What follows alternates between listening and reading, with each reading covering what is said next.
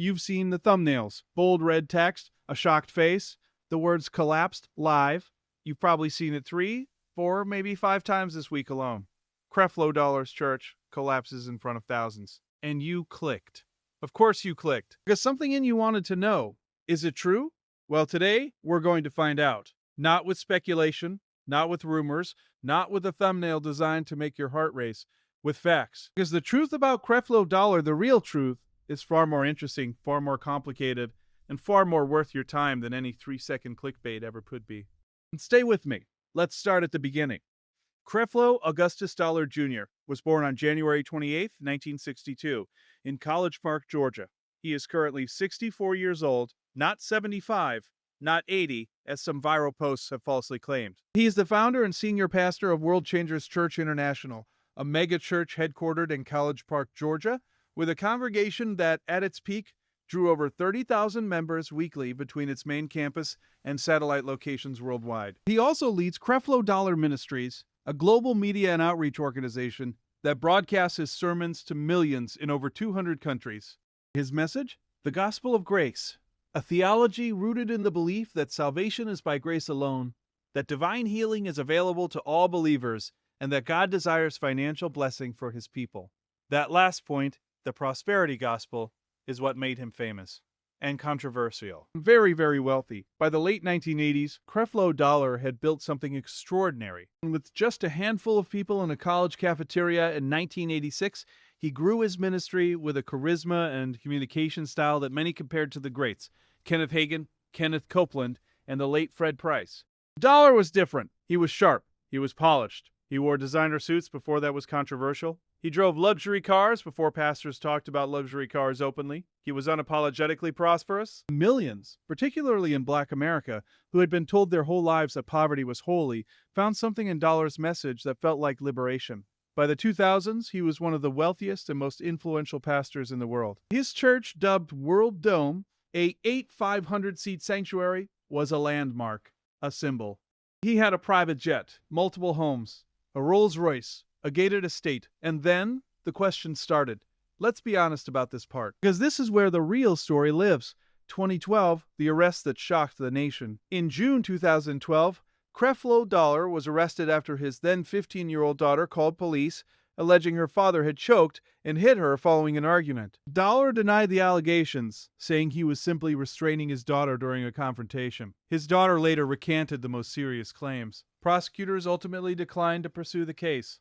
The arrest made international headlines. For many, the image of this powerful pastor in handcuffs was unforgettable. 2015, the private jet controversy. 3 years later, Dollar's ministry launched a campaign asking donors to contribute toward a $65 million private jet. A Gulfstream G650, one of the most expensive private aircraft in the world. The public backlash was immediate and fierce. Social media erupted. News outlets from CNN to the BBC picked up the story.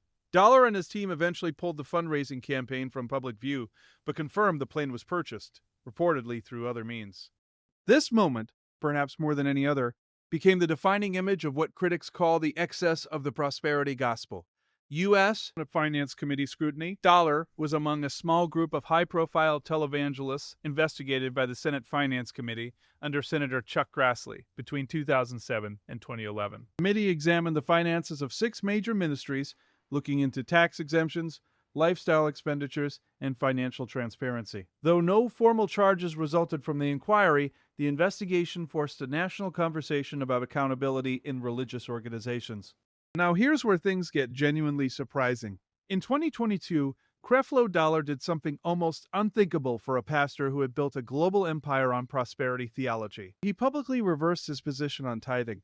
For decades, Dollar, like many in his tradition, had taught that Christians were obligated to tithe 10% of their income, and that failure to do so was essentially robbing God. Sermons on this topic had been preached from his pulpit hundreds of times, but in 2002, Dollar stood before his congregation and said, and I'm paraphrasing, that he had been wrong, that the traditional tithing mandate, as he had preached it, was not rooted in New Testament grace theology, that giving should be voluntary, joyful, and grace-based, not under compulsion or fear. He even encouraged his congregation to go back and watch older sermons he had preached on tithing and to throw them away, to discard them.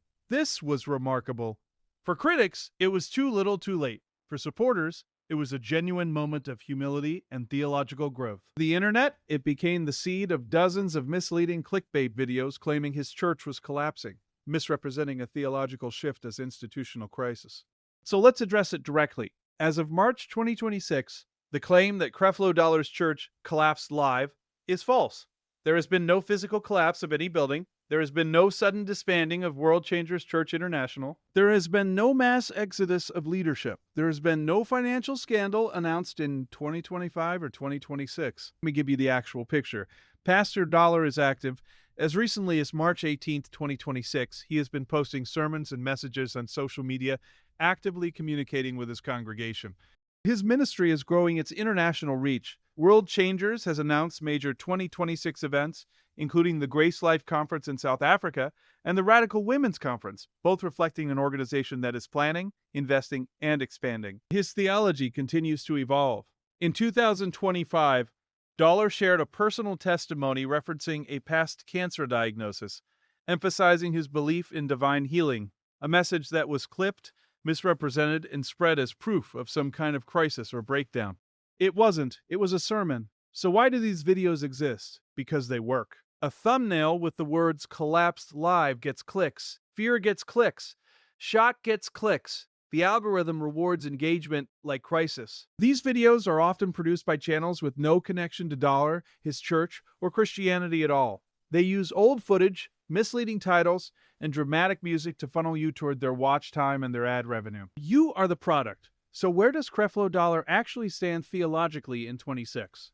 He has become one of the most prominent voices in what is called hyper-grace theology, a branch of charismatic Christianity that emphasizes the complete and unconditional nature of God's grace through Jesus Christ. His sermons today largely focus on the finished work of the cross, identity in Christ, grace-based giving, not obligation, healing through faith, the irrelevance of Old Testament law for New Testament believers. This is a significant departure, at least in emphasis, from the version of prosperity gospel that dominated his ministry in the 1990s and 2000s. Whether you agree with his theology or not, it's intellectually dishonest to pretend that the man hasn't changed, that his message hasn't evolved. Creflo Dollar exists at the intersection of three powerful and contested forces in American religious life: race, wealth, and faith. To understand him, truly understand him, you have to understand what it meant for a black church in the 1980s to preach unapologetically about abundance. In a tradition where suffering had often been spiritualized, where poverty was painted as noble, Dollar and his contemporaries offered something radical: the idea that God wanted his people to thrive. For communities that had been systematically excluded from wealth, that message carried enormous emotional and cultural weight.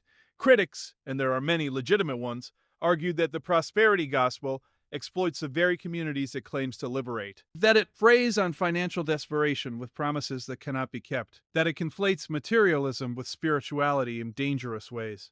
Those criticisms deserve to be heard, but they also require nuance, because the story of Creflo Dollar is not simply the story of a con man. It is the story of a man, flawed, gifted, controversial, navigating the complex terrain of faith, money, race, and power in modern America. That is a story worth telling honestly. Let me leave you with this. Every time you click on a headline that says collapsed live, every time you share a video without checking whether it's true, you are participating in something. You're participating in an information ecosystem that profits from your confusion, that monetizes your curiosity, and that gradually erodes your ability to trust anything at all. Creflo Dollar is a real person. His congregation is filled with real people.